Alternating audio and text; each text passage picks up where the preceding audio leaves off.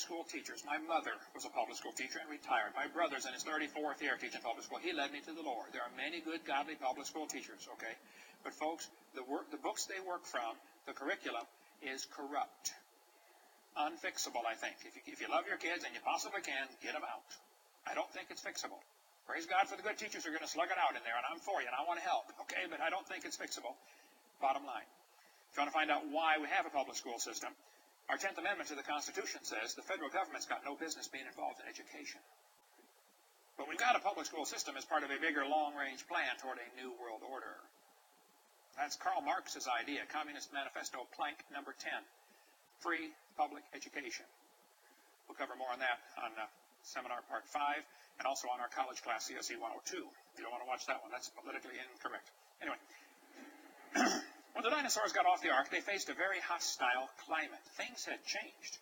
Remember, before the flood, they lived over 900 years. After the flood, only 400, and then 200, and then 100. Something changed after the flood, folks. The canopy of water that used to protect them was gone. And you're not going to make it to 100, or 200 for sure. You might make it to 100, but you won't make it to 200. Not in this world.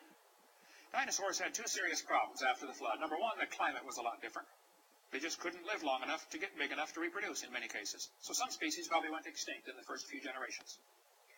Second problem, I think, was worse. People hunted them. Back in those days, they called them dragons. They didn't call them dinosaur because the word dinosaur wasn't made up till 1841. So for most of human history, they called them dragons.